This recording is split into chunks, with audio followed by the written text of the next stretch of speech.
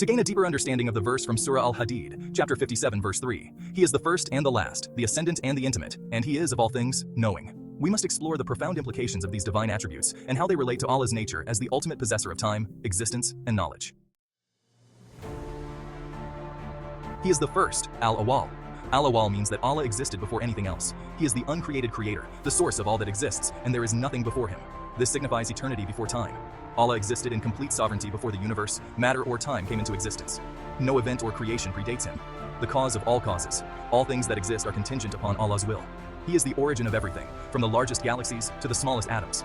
This concept aligns with Alpha, symbolizing the beginning in human terms. Yet Allah's existence transcends the notion of beginning as understood in a temporal sense. The last, Al-Akhir. Al-Akhir means Allah will continue to exist after all things perish. This reflects eternal existence. When the universe comes to an end, and when all things are destroyed, Allah will still be there. He is not bound by time, and His existence is infinite. Final authority and return. Everything will return to Allah for judgment and reckoning. Life, death, and everything in between ultimately return to Him.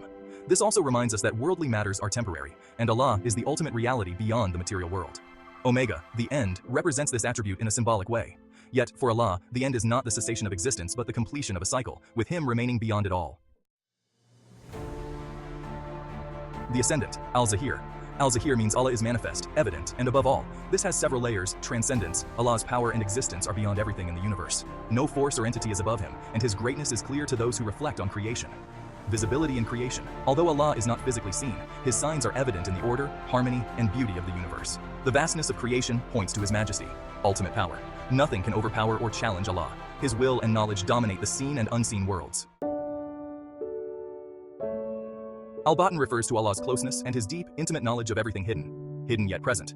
Allah's presence is subtle and pervasive, even though He is beyond our sensory perception. He is aware of every thought, feeling, and action, even those that are hidden in the depths of the heart. Omniscience. Allah's knowledge is not just of the physical universe, but extends to every hidden aspect of existence. He knows the innermost secrets of the heart and mind, and nothing can escape His awareness. This attribute shows that while Allah is transcendent, He is also near to His creation in His knowledge and mercy. It provides comfort that even in life's most intimate moments, Allah is aware and understanding. And He is, of all things, knowing, Al-Alim. This emphasizes Allah's absolute knowledge of all things, past, present, and future. Comprehensive knowledge. Allah knows every detail, from the grand movements of the cosmos to the smallest atom. This includes human actions, thoughts, and the unseen. Perfect wisdom. Allah's knowledge is not limited or flawed. It encompasses every possibility and every reality, and He governs creation with wisdom.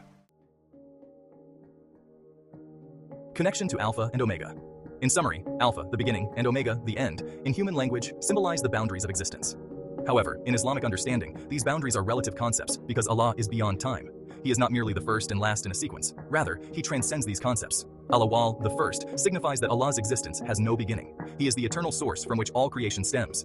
Al-Akhir, the last, signifies that when all creation ends, Allah remains.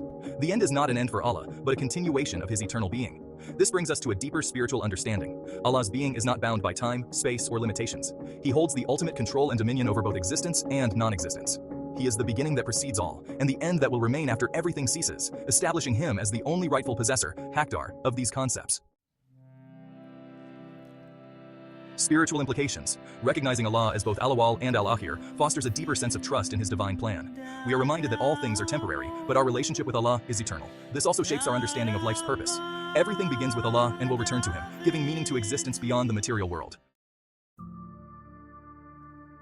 In conclusion, Allah's nature as Al-Awwal and Al-Akhir, the first and the last, establishes Him as the ultimate Hakdar of both Alpha and Omega. He is the source of all creation, and will remain when all else ends, reflecting His eternal and unmatched sovereignty over all.